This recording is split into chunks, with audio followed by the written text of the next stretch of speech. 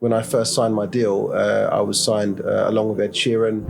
Like, I can't explain how easy it was to just leave the music and never perform nasheeds of music ever again. He warned me. He was like, listen, if I had some dust here, I would have thrown it into your face, literally. Assalamu alaikum wa rahmatullahi wa barakatuh, everyone. Welcome back to the Ilm Feed podcast. My name is Shabbir, and today we had an amazing conversation with brother Saif Adam, all to do with nasheed, his journey, leaving music, creative writing, and so much more. So I know you're going to enjoy this episode, inshallah. Check it out. Make sure you subscribe to our YouTube channel and also on all the other platforms as well. Brother Saif, assalamu alaikum wa rahmatullah. Salam. How are you? Alhamdulillah, really good. Good, alhamdulillah. Thank you for joining us here at the Ilm Feed studio, alhamdulillah. We're going to jump straight into it because a lot of what we're going to be talking about today is obviously related to nasheeds, your personal journey, a whole lot of things actually. But I want to start off with a question you've probably been asked before, which is growing up, who did you used to listen to? Like, who was your nasheed go-to? I think like a lot of people, to be honest, it was Sami Yusuf. Yeah. I used to have, this shows my age, right? I used to have this little MP3 player. Yeah. I think I had I used to have one of them as well. Yusuf, I think Asma Allah. Yeah. And I really, really liked that. I used to listen to it over and over and over and over again. Nice. So that was my first introduction to nasheeds. Okay, nice, alhamdulillah. Yeah, I think for me, my first one was Zayn Bika, I think. Yeah, like it was Zayn Bika for me. I remember listening on it was a cassette in the car, one of them ones basically. Yeah. Classical ones, yeah. But I remember the Walkmans and the MP3 players and all of that. But it's always interesting to ask, I guess, because it's like, I'm sure for you, you've probably felt this many times where obviously you've grown up listening to artists, looking up to them, and then now, alhamdulillah, you have an opportunity to share with the world and tour the world and perform. How does that feel when, like, does it feel surreal sometimes, I guess, what I'm trying to ask? Yeah, honestly, it's profound in the sense that sort of like the younger me could never believe like what I'm doing and touring and stuff. And I actually first started out wanting to do nasheeds, to be perfectly honest with you. And then I reached out to a couple of labels, got no response, which isn't anything on them, but it's more so the infrastructure wasn't there to bring in new talent and nurture new talent. So I ended up just sending that same demo to mainstream labels. Right. And then that's when I got a response from Warner, from Sony, all these, and they asked me to come in. And then I performed at some live showcases and stuff like this because I had the hunger for it. I really enjoyed singing. It was almost like an expression of myself. It was always clean content as well. I'm not one of those, just to get this record straight, I wasn't one of those that was in the haram and then come to halal or anything. Yeah, of course. I think that's to thank my parents, to be honest. I've always been on the right path. But in the sense of when I was writing songs back then, it was all about faith and peace and stuff. But the problem is when you get into the mainstream, you have to work within what they want and what their vision is as well. Yeah. How did you find that? Because I remember, I think I was in a class once. We were discussing like mainstream music, etc. And I did like this little exercise with them where I Googled like the top 10 charts currently at that time, right? And I was just reading out to them the names of the songs. I was like, forget about who the artists are or if you know the song or not. Let me just read the names out. And just the title of the songs were just like crazy. It was like something to do with, like something which is like adult content, something which is related to the devil's name in there. I was just reading the names. I just felt uncomfortable. I was like, damn, this is what it takes to get to like there, and not just get there, but to stay there, stay at the very top. So what was it like for you? Because it's interesting, like you said, you knocked on those doors, you got some answers from mainstream, but then in my head I'm thinking, but your songs were related to faith and peace and these types of things. So how did you manage to? I found it quite challenging, but at the same time, there's kind of different levels to the mainstream. So you've got the top 10. Yeah. Also, before you get to that level of when you're hitting sort of number ones and stuff, there's a lot of ground that you have to cover in that middle ground. And alhamdulillah, I was part of the singer-songwriter group. So that means, you have to write songs with context, with depth. When I first signed my deal, I was signed along with Ed Sheeran. We was doing lots of shows in Camden and Shoreditch where people would be singing in these places. They'd be singing sort of like songs about like haram things and stuff that doesn't align with our religion. even to this day, even Ed there was singing songs about love, you know, and not even unity, more so love. Yeah. And even myself, I was writing songs in the same way. In some ways, you could just switch a couple of the words and it could be, you know, love to Allah as well. Yeah. But it wasn't that difficult in the beginning. In the beginning, it felt quite cool. The people who signed me were really nice people. Yeah. They really wanted to include me. They accepted my color, my background. And if anything, that actually made me a bit more unique than other artists at the time. So I actually found it quite comfortable. Like I enjoyed it at that space where I was writing songs, chilling. Yes, I was using instruments at the time, but Allah's guided me to the right path now, alhamdulillah. But back then I was writing songs with guitar. I used to love the acoustic guitar. I used to love the sound of it. So I'd write lots of singer-songwriter songs like that, along with Ed Sheeran, along with these guys. And then we'd tour throughout the whole week in London. And then when I signed my major deal, that's when it become conflicting. So I was part of a songwriters guild, and we'd get sent a list, only maybe about 30 people in the UK as part of this. So it's a mixture of people from Sony, Warner Music, BMG, all the major labels. They all kind of come together and they collaborate. And as songwriters, not as artists, but as songwriters. So then so for example, my list would be like One Direction, looking for songs in the style of Rihanna, in the songs in the style of this, so like reggae and all of this stuff. So we'd pitch songs and then we'd send it through, and then it gets shortlisted on for their next album or for whatever project they have. Right. I see. And that's when it started getting challenging, because yes, they wanted a song. So for example, when I just got back from my trip from Umrah, I remember that this is my kind of revelation when I kind of stopped doing mainstream music. When I got to that point, there was a picture of Jason Derulo, and it was one of his tracks actually become a hit. But within that album, you know, the pitch was write a song in the style of a man going to a club, this, meeting a girl in the club, dancing for, and I just thought, you know what, like, I can't do it. So there are different levels. When you get right into the top, alhamdulillah, I was there for a bit. Didn't write one song in that style. Why? Because of just, I think, my ethics and my morals.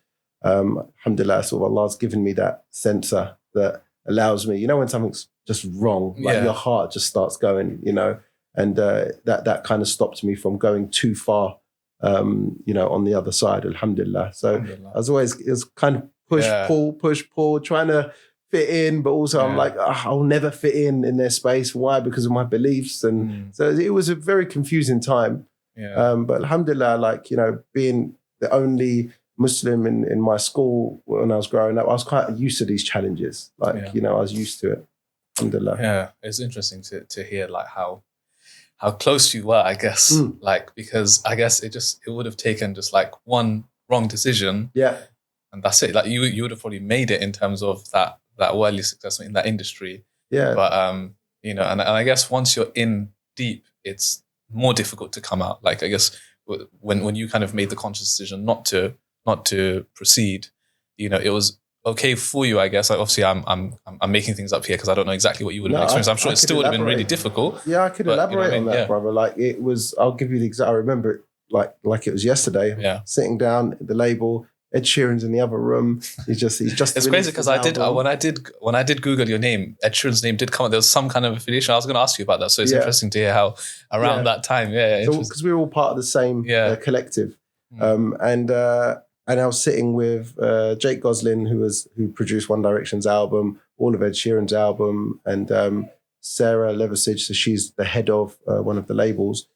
And there was I said, this is what I want to do. Because I actually tried to switch it and tried to say, I want to do nasheeds, but within a mainstream scope. Could you help, you know? Yeah. And I started playing them sort of nasheeds, and I was like, okay, it's okay. It's like R&B, but like in the 90s. Right? So that goes to show about us and nasheeds where we haven't progressed as well. And they listened and I said, are you sure? Like you're literally on the cusp of like, you know, really, really making it. Alhamdulillah, like financially, I was able to sustain myself really well, actually. They pay very well, like at that stage when you're at that level. But like I said, there's different levels. You've got people that write songs, and then you've got people that get signed, and there are people that it's their job. Literally, I've been given an advance. My job is to write songs for these artists. So there was always that conflicting point. So they was almost like, I think I had a huge advance. And it was almost like, well, what are we going to do now? Because you need to repay that back in a sense.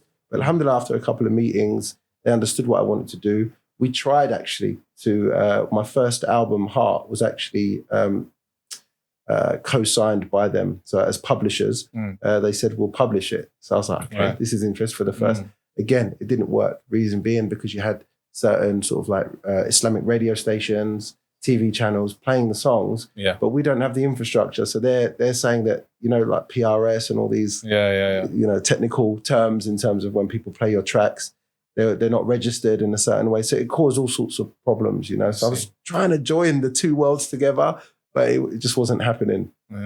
Interesting stuff. I mean, you touched on how, you know, there was a part of you which kind of knew it was wrong, and you kind of stayed away. So you didn't make that decision, and it came down to, I think you said, just the ethics and your parents. Can you elaborate on that for us? Like, what do you think it was that kept you grounded in those moments? I've got Iraqi parents. Okay. So weird. They're just like firm, you know, alhamdulillah. Like, and I've got a very good relationship with my mum and dad, alhamdulillah.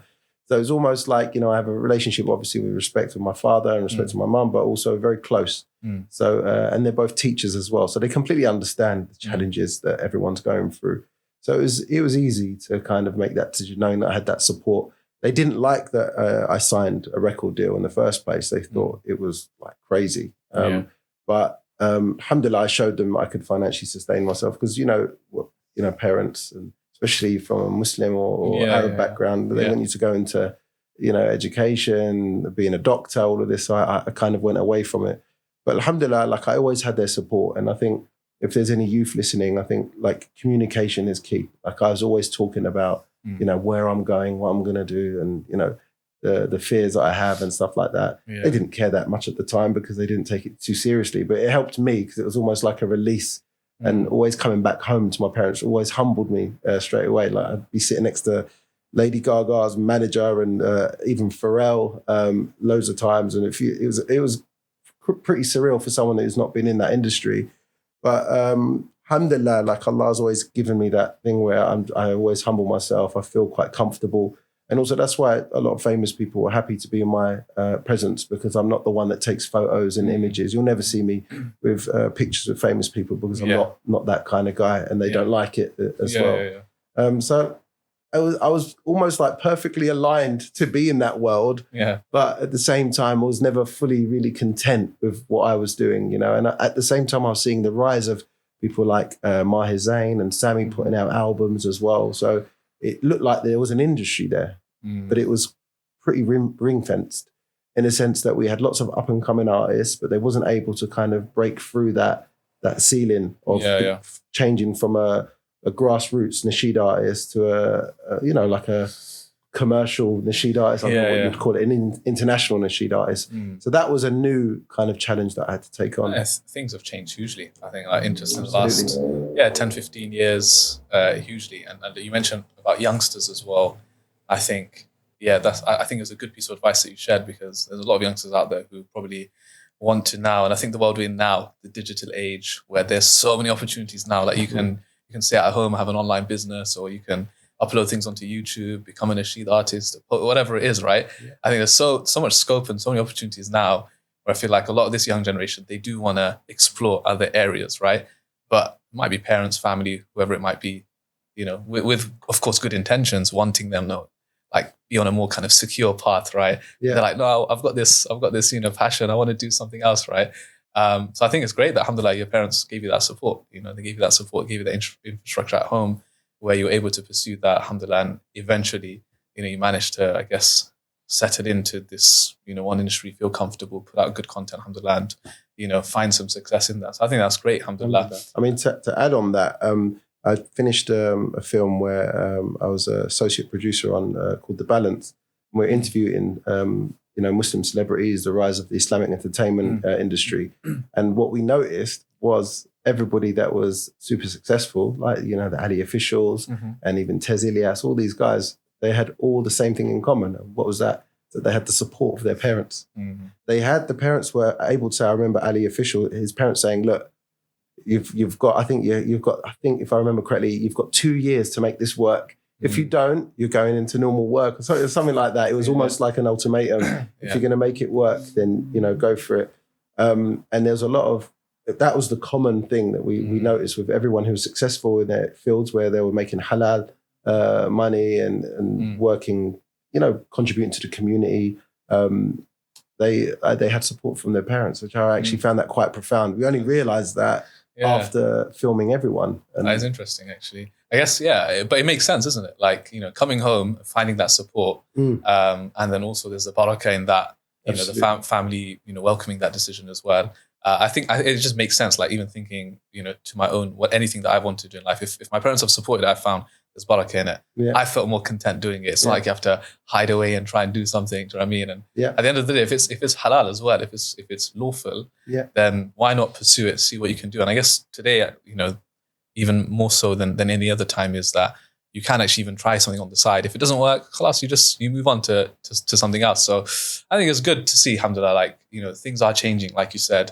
And like at the beginning, you mentioned like you're trying to marry the two together. You've got this mainstream and you've got this kind of like Muslim nasheed thing, right? Yeah. I know it's a whole thing in and of itself, like that discussion, right? But do you think like a lot of progress has been made in the last few years, or do you think there's still a long way to go? Absolutely. I mean, I found myself actually going over to Malaysia and Indonesia. So I ended up signing, when I decided that it didn't work, trying to marry the two worlds together in the UK, I actually signed a deal with Warner Music in Indonesia and Malaysia. And for them, Muslim is just being Muslim, like, just listening. They're very comfortable in what they're doing. So they released my album in a mainstream way. So it was on radio, it was charting.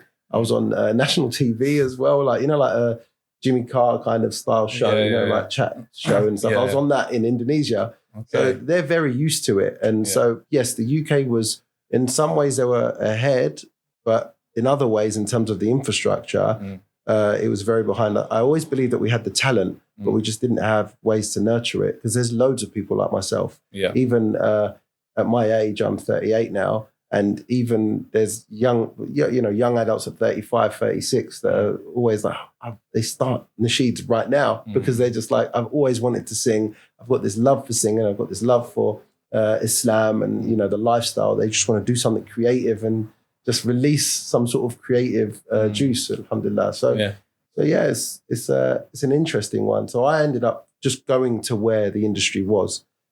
Had Malaysia, Indonesia for about 2-3 years, which was good. And then at that time, the UK kind of caught up in that sense. And online, like what you said, YouTube, you could just put a track out and it'll go viral if it was good. The algorithms, like I'm a marketing guy as well, like the algorithms were brilliant. If you could write a nasheed, I remember I put Trust in Allah, and that went viral. It went up to like 500,000 views in 4 days. Like these days, even if you've got hundreds of thousands of subscribers, it's still there's this challenge for the algorithm to really accept something that's Islamic and really push behind it. So we was really lucky back then. So a lot of people were surfacing, but again, it comes down to the professionalism. And I gained so much professionalism in the mainstream that when I implemented that into nasheeds, it kind of sped up my success rate a lot quicker. So I didn't make any, when you sort of like learn mistakes within the process, I'd done all of that years ago. And I was able to kind of, when I'm in the studio, I write a good song, good nasheed, really catchy nasheed. Alhamdulillah, as well as a Muslim, I was grown and a confident Muslim as well. When we're younger, we're always trying to fit in, right? And as I was getting older, the more I was kind of thinking, what, I am who I am. I'm actually proud of who I am. So that made it a lot comfortable. Yeah, alhamdulillah. That's good. I think, like you said, implementing what you learned from other industries where it's mainstream, for example, and then trying to apply it, not of course in the exact same way, replicating, but taking the good, isn't it? Like, absolutely. if you've had the experience, and you've gone through it and you've learned things along the way, because there's good that you can take from every industry, whether it's non-Muslim or whatever, right? If you've been part of it, then why not take the good from it and apply it? Especially like something like professionalism, I guess, is probably a complaint that I hear all the time. Like Muslims are just known to not kind of be professional. If they've got a business, if they've got a setup, if they've got something, then it's not really professional. It's just do it however you kind of feel and see, wherever the wind takes you kind of thing. So and we can work on that. It's good. Yeah. And taking that professionalism, it was basically like production level. So using the right microphones, using the right cameras. Yeah. And that kind of made a huge difference. It meant that we could play on the same playing field as the mainstream, and we're still delivering high quality content. Yeah. Which is what we need, right? As for Muslims, like whether it's absolutely, like you mentioned, documentary, right? Or film, nasheeds, whatever it might be, podcasts, whatever, like trying to reach for higher levels so that it's not just your average thing. Nowadays you can film things on your phone, but how the mainstream are doing it and how the top YouTubers or whoever are doing it, we can get to that kind of level and almost compete. There's nothing wrong with that, isn't it? I think it's wide open, to be honest. I completely agree with you in all industries as well. I think there's something that I missed out that I really want to put across, especially someone who's looking to get into the Islamic industry in terms of trying to contribute to the Islamic world. Sincerity is really important. I think one thing that really came across throughout all of my dealings in terms of working with other creatives, artists, management, they saw the sincerity. It wasn't actually about the money. It wasn't about being famous. It was actually about, hey, I just want to write good songs. I just want to write good songs, good nasheeds about Allah. And that sincerity rang throughout my whole career. So now I could meet someone that I met 10 years ago, and they'll be like, oh yeah, of course, we knew that you was going to do well because, you knew what you was, it was believable what you wanted to do. It was sincere, to put it into context, you've got, let's say, like a rapper, and he's talking about the street life, but he doesn't actually live the street life. So people can tell especially when you've got these high level cameras and all of these great, 100%. You can tell if someone's lying or not sincere. So with me, I was always sincere. I'm always about, I want to sing this from day one. I wanted to sing nasheeds, but the infrastructure wasn't there. But I also, the kid in me just still wanted to sing, you know? So I just kept on just trying to find my way, like a stream of water, just constantly just finding the gaps. And there was no plan. And I feel really sorry for when people reach out to me and they say, like, tell us, like, how did you do it? And I was like, I really wish I could tell you that there was like a formula that this is what you have to do. But unfortunately, like, there isn't.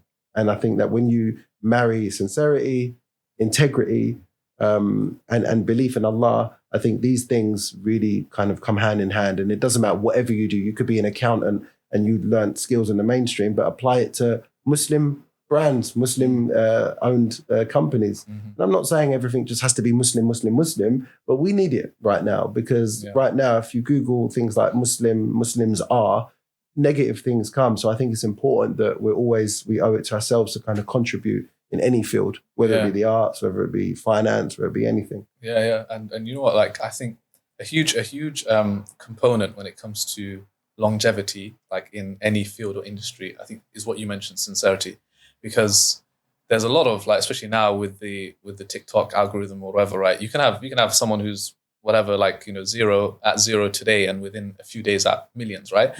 And they'll be viral for whatever, some time, but its longevity is like being there, and putting out good content and, for years and staying there and being a recognized brand or name, whatever you want to call it, right?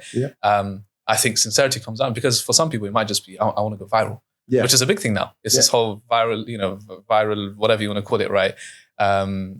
Age that we're in, where it's just about, right, let me find a way to make my video go viral. Let me find a way for this reel to go viral. And then when it does, you're like, it feels good, right? And millions of views. And when it doesn't, it feels terrible. And then you basically you try and do whatever it takes. You'll sell yourself out, or you do the stupidest thing, laugh at someone else's expense just to make, some of the videos I see today, I'm just like, subhanAllah, what are you doing? Like, why would you do that for? Why would you put yourself down to that level? But you can tell there's no sincerity there. It purely is coming down to the views and the money or the fame, whatever.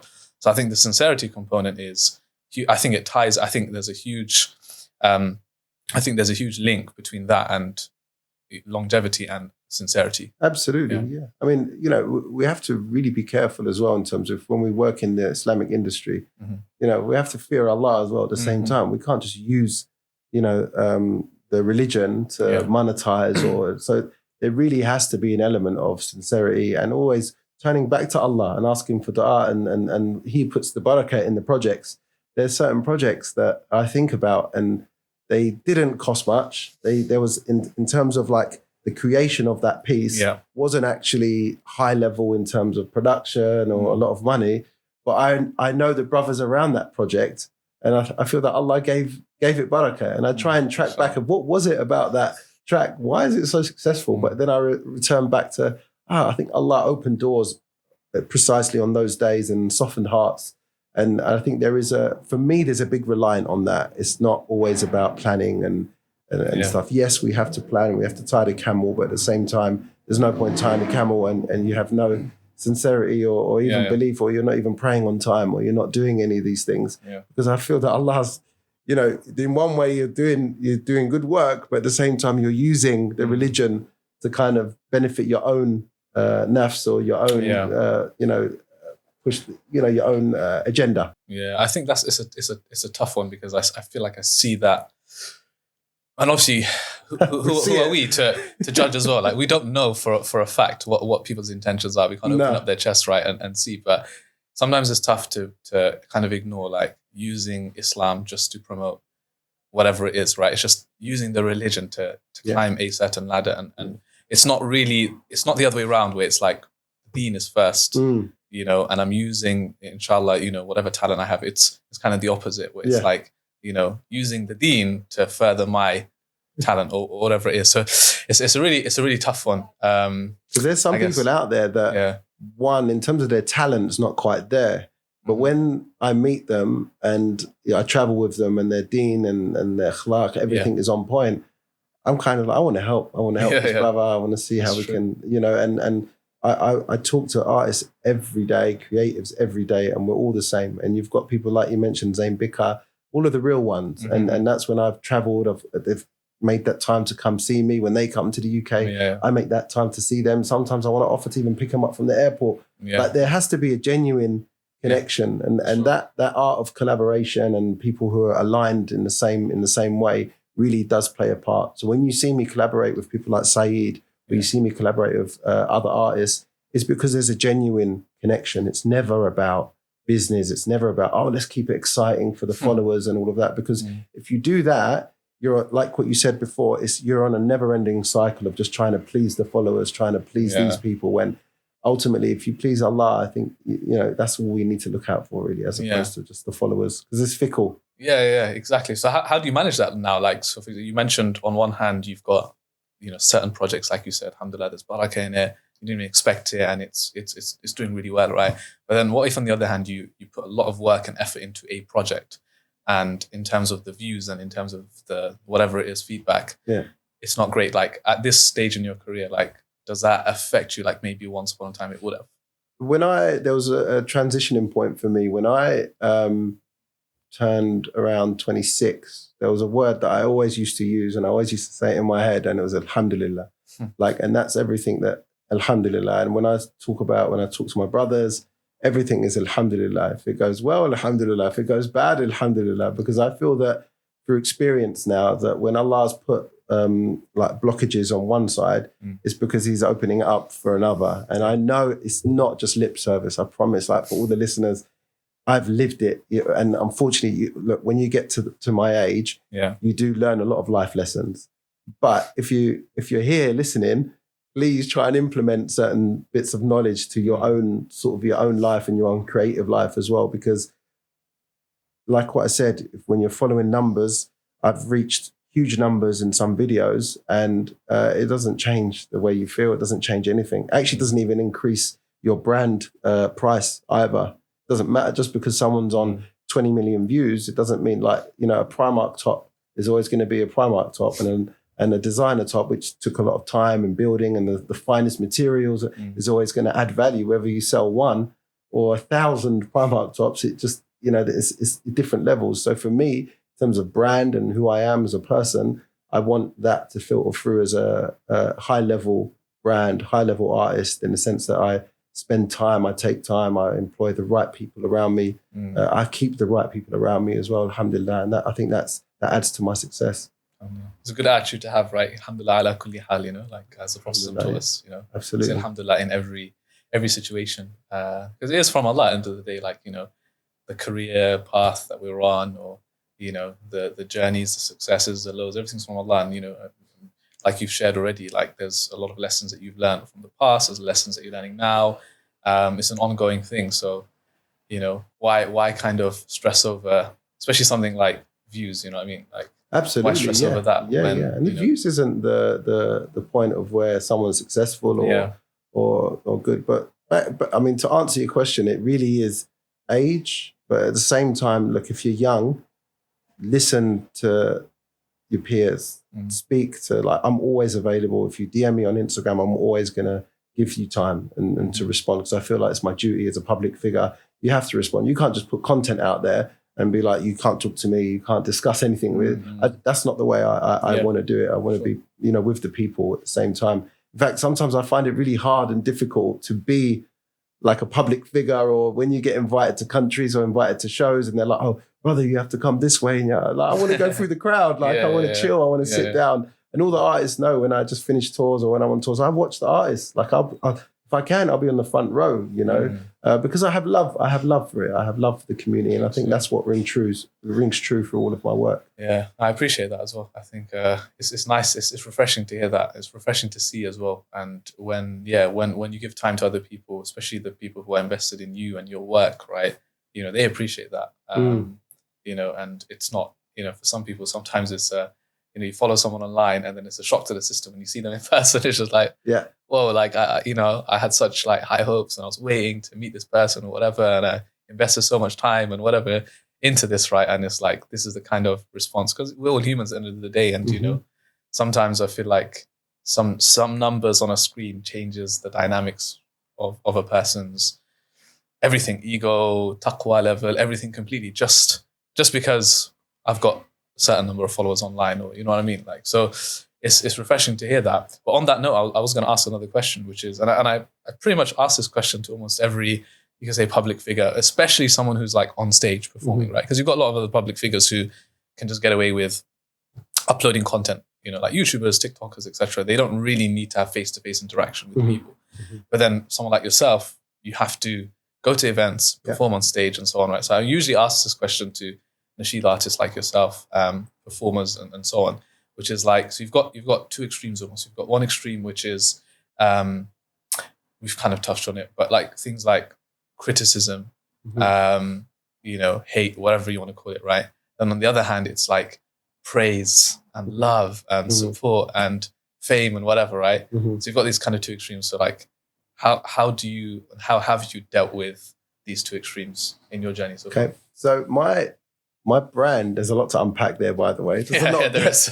my brand is interesting in the sense that I actually don't get hate, or if I do, it doesn't come back to me. I've never had that, DMs of, brother, what you're doing is wrong. And I think it goes back to sincerity. I think even if you feel and you don't agree with what I'm doing, I think someone can see it as, okay, there is good in this. Like, he's our brother. And I think sometimes the fear is that when we see someone in the limelight, that we feel that it's going to damage the community. But I don't think anyone's ever seen me and think, Saif's going to damage the community. He's going to corrupt the community. I think I give off a certain thing that it's almost like, it's okay. It's all right. I'm not here. I'm not here for the views. I'm not here for the money. I'm not here for the fame. Definitely not here for the fame, because I want to be part of the people. And in terms of praise, if you've ever seen one of my shows, it's actually an experience in the sense that I sing with the crowd. So I'm always, if you ever see images, you always see me with the microphone always out, because I want everyone to sing with me. So we recently done a show in London and in Birmingham. And, as soon as I start singing, I sing the first line. And then as soon as I can, if I can hear people singing, the microphone's out. I want everyone to enjoy it. I want everyone to feel it. So I've never felt awkward about praise. I've never felt awkward about the hate. So I think I'm very lucky to be in that industry, in that position, because I see it with other artists. I see that, the Haram Police and they get at them. I look at some YouTube comments of other fellow nasheed artists, and I think a lot of it is about fear.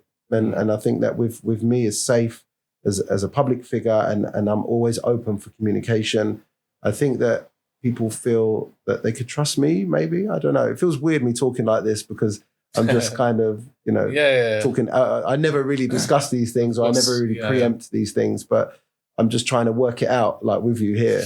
But no, I don't get hate. I don't get and the praise is because of my nasheeds are very kind of, I remake sort of older traditional nasheeds, and also when I write my own nasheeds, they're still very aligned with Islamic ethics, with vocal only.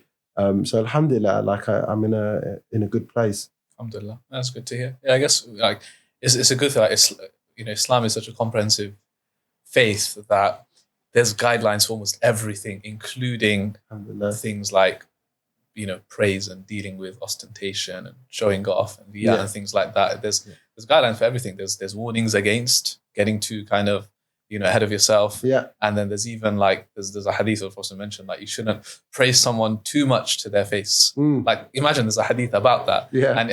And the hadith mentions, and some people might take this literally, but it says like throw dust in the face of the person who basically praises you too much, right? Yeah. I remember once I invited one of my teachers to my class with my students, and at the beginning I was like, just because I love my teacher so much, like I spent 10 years with him, mashallah, You didn't throw dust in his face. No. I was just praising him, and he warned me. He was like, listen, if I had some dust here, I would have thrown it into your face, literally. And he's like, you shouldn't praise me so much in front of other people. But subhanAllah, that not only that, who does that help at the end of the day the most? The person who is being praised, right? It's kind of like a warning. Like it's good. You can highlight the positives about a person.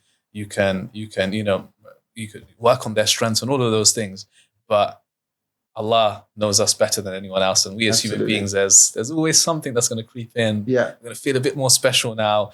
And I think those kind of hadiths, it's just amazing that it's so comprehensive that even for something like that, Prophet had a remedy to deal with, our egos and our hearts, you could almost say. So yeah, it's an interesting one. So I was gonna also ask about, I guess, just what's going to come up next, because we mentioned, alhamdulillah, the nasheed industry, if you want to call it, right, that area is evolving. You could say there's a lot more artists now, and I guess another question I was going to ask you is do you feel like there's too many nasheed artists, or do you feel like there's scope for there to be more? Because obviously there is a lot of nasheed artists now. There's more content creators, there's more artists, there's more nasheeds out there. So do you feel like it's too much now, or do you feel like no, the more the merrier, less, or is it more like in the middle, like you want high quality as opposed to quantity? I think it's when I was saying like in the mainstream, when we said we had different levels, I think at the moment in terms of nasheed artists, it's a mixed bag in the sense that we've got people of high level on the same stages as people that have just come up at the same time. So I would like more nasheed artists to come through, and then we could start, compacting, up and coming, the next to blow, someone who's established and already even the legends of the game. At the moment, it's still a mishmash. Like you've still got, I'll be performing. I feel like I'm an older artist, but I'm performing with like a fresh artist who's just come out. Sometimes I feel that in terms of the audience and when we're performing, I don't think it's fair because they're seeing like someone growing in their eyes, but on the big stage in front of 1,000 people. Personally, in terms of like artist development, that's not something that I would suggest.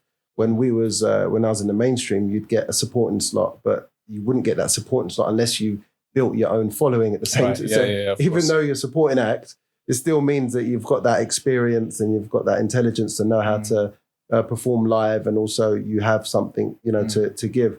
So I think the industry is on the up, alhamdulillah. I think a lot of up-and-coming artists are really hard on themselves. They want to write a couple of nasheeds and they want to go on the big stage straight away. And then when they realize that there's a block there and they're not allowed to go on the main stage, sometimes it disheartens them.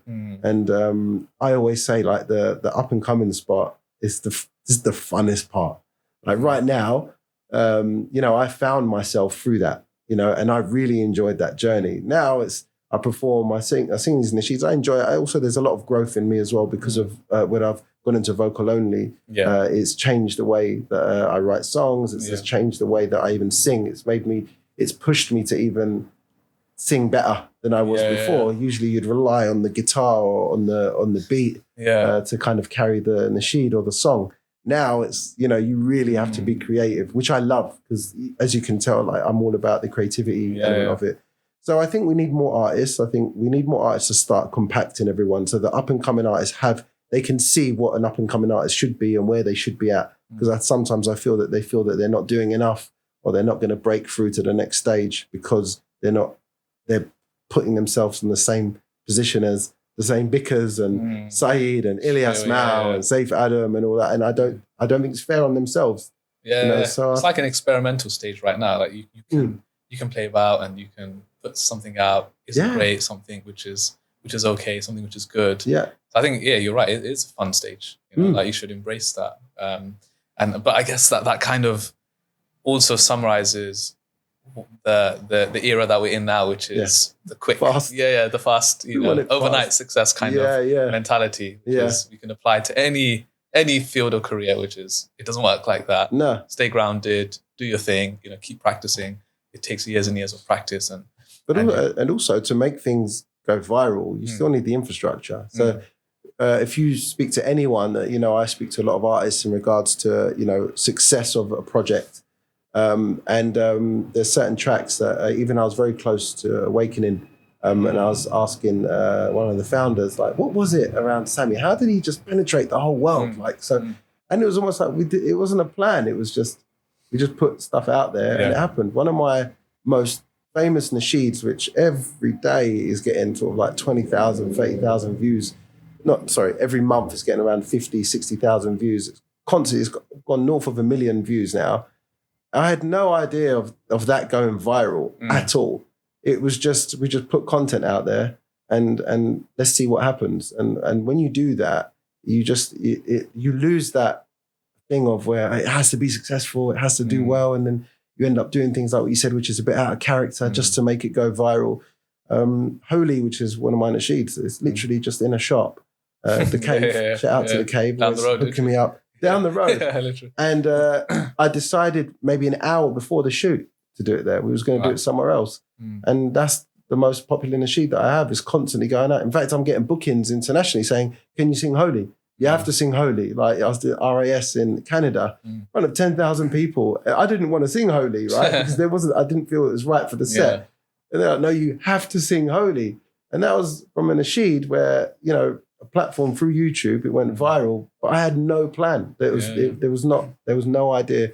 And I know it's very difficult for people to hear that because it's almost like, well, then what hope do we have? But it's that leaning on Allah. When I said that I feel like I don't get hate and alhamdulillah in terms of the praise and I'm ready for it. Yeah. Allah didn't give me this success when I was 16. He didn't give it when I was 17, 18, 19, 20. In fact, when I first started in 2012, when I released the first album, I had this rise to a certain point, but it was never like, I was always the next person. The Hit Safe is going to be the next person. He's the next Mahir Zain. He's the next Sami Yusuf. But it never actually went there. I had all the deals, but it just didn't. I don't think Allah gave it that barakah to just nudge it forward. But in the vocal-only industry, or the vocal-only energy that I have now in terms of what I'm doing and my beliefs, and maybe how I made a sincere dua to Allah and how I'm sincere in what I'm doing while leaving the music, Allah gave it that barakah and he just opened doors and softened hearts and just pushed it forward and brought the right people around me. 5 years ago, I'd never thought, even 3 years ago, I never thought I'd be here, to be honest. Even wearing phobes. I love wearing phobes now. It's the most comfortable thing. You see my stage on the stage, I'm wearing a phobe, I feel comfortable. Alhamdulillah, I'd never wear these hats before. But I feel like it's my identity now and I grow with it. I feel confident in it. I'll go into mainstream areas wearing it. If you see me on TV, I'll wear this. If you see me anywhere, I'll wear it. And it's growth, I think, and it's leaning on Allah and Allah has a plan for everyone. Yeah, subhanAllah. I think one recent nasheed you put out, I feel like has that same kind of energy is Allahumma. And it's funny because I was just speaking to a brother before I came. I was mentioning, I'm going to go on a podcast with Brother Saif. And he was like, I don't really listen to his nasheeds, but Allahumma, tell him that's an awesome one. I feel like, it's mashallah, it's got a lot of, again, it's a very simple nasheed, to be honest with you. Listening to it, it's very simple, but even the video, it's not like you did a crazy production to it. It's simple, video simple. Even the nasheed is simple, just praising the Prophet. And for me, I love listening to it because I feel like there's something to it, right? It's an amazing the way you performed it, whatever it was, the production behind it. Yeah. You know, I think it's amazing, and I can see even in terms of the views and in terms of the feedback you're getting from it. You know, again, maybe it's one of those ones that you didn't expect for it to like reach out, reach the way it did, right? Yeah, definitely. So yeah, it's pretty awesome to see. Alhamdulillah. But that goes back. I remember the session. So that session, I did it with a producer artist called Stereo Child. Yeah, and I've heard of him before. Yeah, yeah, I think I've heard of him before. He's inshallah, more things will come out soon. Inshallah. He's very humble. Yeah, he's awesome, brother. Awesome, very creative. Yeah. And we done a session where he was just like, just come, just chill out. I think it was like really late, like 11 o'clock at night or something. And he said, let's just try some stuff out. There's no pressure. Let's just try some stuff out. And I started singing. I said, I want to try this. And I started doing it. And I started doing a load of takes. But at the same time, sorry, I'll go back. I done the first take. And he was just like closing his eyes, just like, whoa, that's amazing. I said, but the usual, the perfectionist in me is like, right, okay, I'm going to do that. I'm going to do the same thing about 4 times. We'll pick the best one. Yeah. We done it. And he's like, the first take. It was the first take. So even all of that, and in terms of that sincerity and intention, it is me trying to implement the professionalism. Yeah. But it was the actual first take that was the one. But again, the settings was perfect. The room, was nicely lit. Well fed, around a sincere brother, and that environment really, really helped. And I've always, and now everyone in terms of the creative industry, really think about that. Think about where you're, if you're doing calligraphy, where you're doing it. If you're a writer, it's right in a halal environment, good environment, and you'll get the best out of you. Alhamdulillah. I was going to ask on that note of writing, because I feel like obviously it's such an amazing skill to have, to be able to write creatively, whether it's prose or whatever it is. And I know that, there's some artists, whether it's mainstream, nasheed, that they might not write their own songs, right? They're relying on others to write it for them.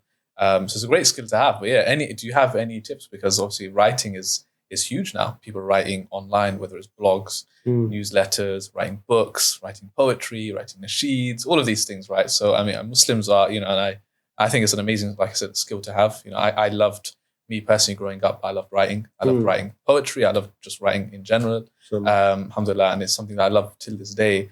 And I think, me practicing it, writing, just whatever, journaling, whatever. So, but do you have any, in particular, when it comes to the creative side of it, any tips? I think you mentioned one great one right now, which is the environment. The environment is such a huge, I think it's a huge one, because it really helps get you into your zone. But any other tips you can share on writing? Yeah, I think it all depends on what genre. So if you've got people that write about hip hop or they write about the life is hard and stuff, then they have to be in that environment. We're doing nasheed. We're doing nasheed. We want to make sure that you're up with your prayers. Yeah, there's no point. You're behind on your prayers.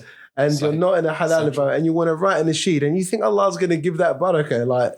It's it blows my mind to think that people could potentially do that.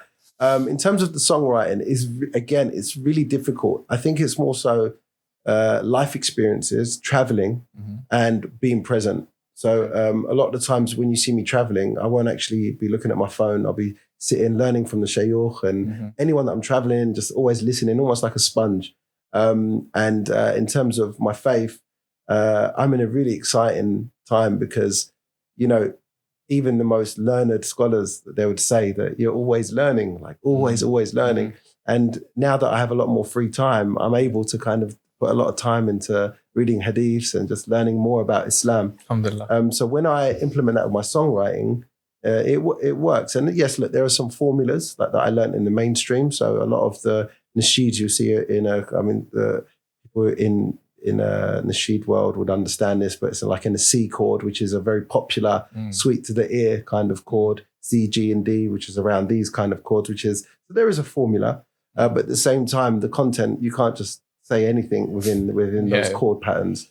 It's very similar to pop chords. That's why you don't hear me doing many Arabic songs, because it's in a complete different scale. I don't want to go too much into it being like the whole, but it's complete different scale, as you know that, as reciting and stuff. Yeah. So there is an element of that, listening to what's current and what's out there, because in the end, people who listen to nasheeds also listen to mainstream tracks as well. I've tapped into a very unique audience where I've got reverts that have completely quit music and they've come into the nasheed world and they're learning about Islam through the nasheeds as a stepping stone. We've got children who's learning about getting that form of identity. So they're playing the songs in schools. And then you've got people who listen to both music and nasheeds at the same time. And then you've got people who 100% vocal only. And I've managed to tap into all these different audiences, which is quite unique in terms of like as a nasheed artist, because usually you have your core following on that. So mine is very widespread. And I'm really enjoying that. And I always keep that in mind with my nasheeds and the pattern that I write things in. Nice. I'm coming to the end, but final couple of questions, I guess. One is, didn't really touch on it, which was the final kind of, almost like the final straw when it came to music and your relationship with music and moving on.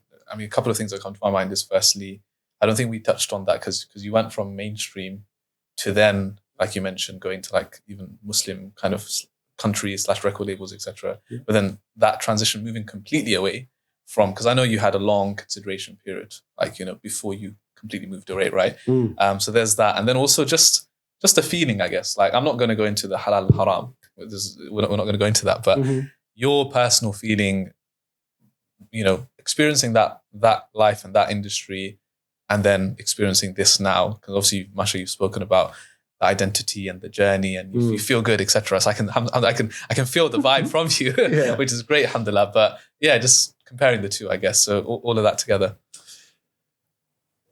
It's a difficult one, man. It's basically like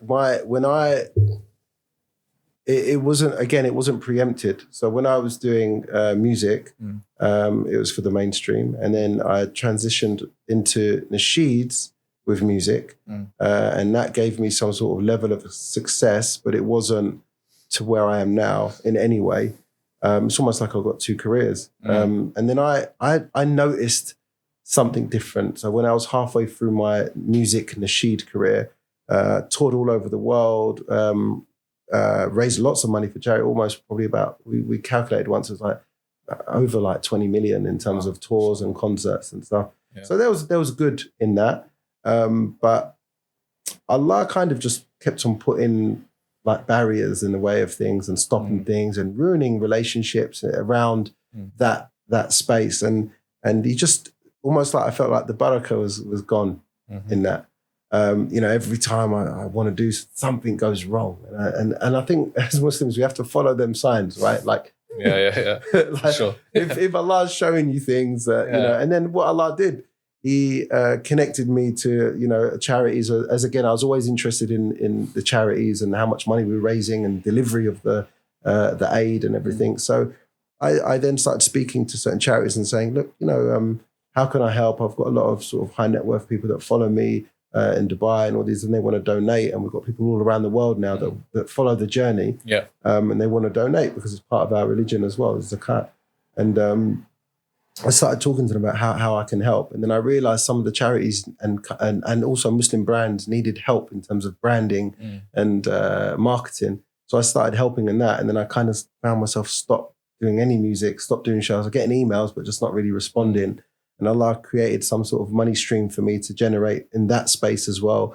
Doing really well. I was working for a huge brands, Muslim brands as well, helping them rise, because obviously with Safe Adam, we started with zero and we went to where we was. So I learned quite a lot. I think I spent about $200,000 in marketing. So I've made a lot of mistakes, you know, so I know what works and what doesn't. So I wanted to share that knowledge to charities and Muslim brands to help them. This is around 2018 to 29. This is where, you know, the Muslims were coming in, and you've got people like Sunnah Musk, you've got all these guys that have risen, alhamdulillah, on the mainstream. You see them in Westfield and all of that. So I started doing that. And then I was head of marketing for Islamic TV channel. And I met some brothers there, and there was an event called Night of Vocals.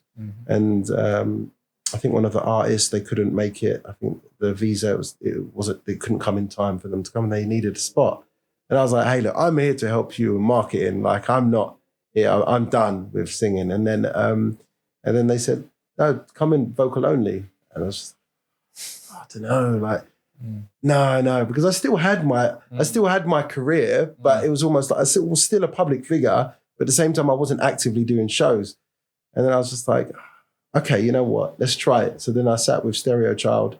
We went through some vocal-only style tracks because, again, I always want to be different. I don't want to be the standard. And I didn't really connect with the traditional vocal-only style of just that ooh, ooh, like that. I really needed something with a bit more depth. And Stereo Child was really creative in that sense as a producer, and he enabled me to kind of explore different sounds with no pressure. Like, almost like you don't need to do, it's just, we're just trying it out. We're just trying it out. And if you understand studio sessions, sometimes you're under pressure because you're paying for that and something needs to come out of that session. But with him, it was like, almost like no charge, just come, sit, chill, relax. We're here till whatever time and just, vibe out. I then we done one track, which is Allahumma. And we left it for about a year and a half and stuff. And then Night of Vocals come on and they said, jump on. I said, I've got no vocal only stuff. And they said, also, you have to completely, leave the music if you really want to come on this. And I said, okay, I think I want to do it, And something that I thought would be really hard, like Allah just made it so easy.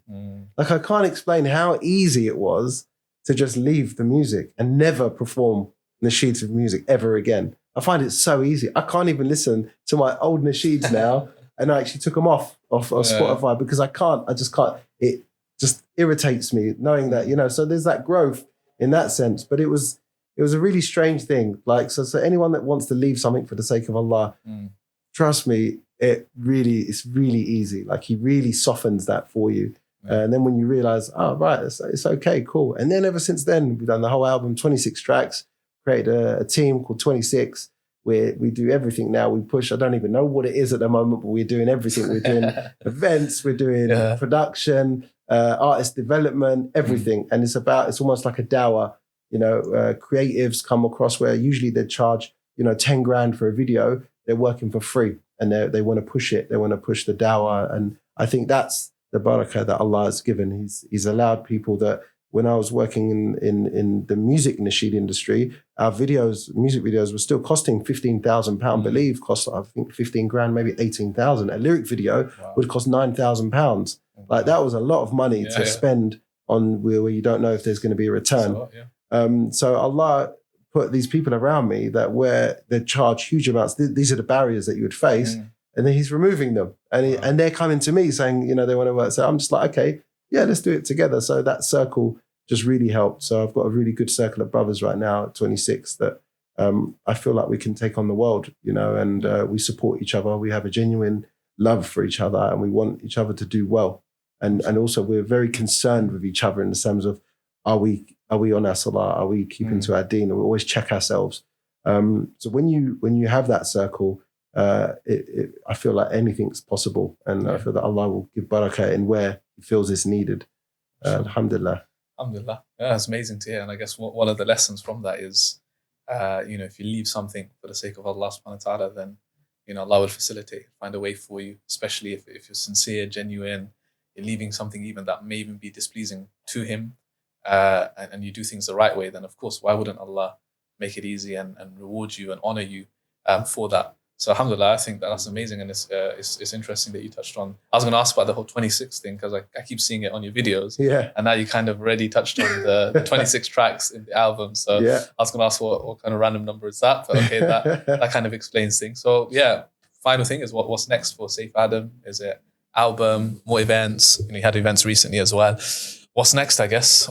If you've followed me for the last year, you've noticed that I think I've done over 60 events easy throughout the whole year, all the way from February. It's been non-stop, almost like 4 events each month. Next year, inshallah, we're probably going to stop that and we're going to do our own events.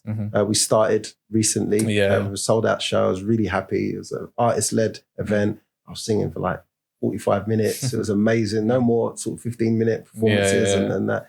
So that's been really interesting. New album coming out soon, inshallah. It will come out on the 26th. I don't know which month yet, but inshallah, this month, 26th, we still want to make it right for everyone and give it just that little bit of attention because we've been focusing a lot on the events and what we're doing. But inshallah, every 20, just check my socials, every 26th, something will come out, inshallah. So does that mean you're going to do it on the 26th of the Gregorian, and then Islamic month as well. We're expecting 26th of, Rajab or whatever it is. You need to do twice a month, right? Aim for that. But no, inshallah, man, that's amazing. Amazing to hear your journey. May Allah bless you for Mubarak in what you do. And really appreciate your time. I was very fascinated to hear about the journey, learn some lessons from it. Alhamdulillah. And yeah, may Allah bless you. Thank you so much. Thank you. Barakallah feek. Thank you.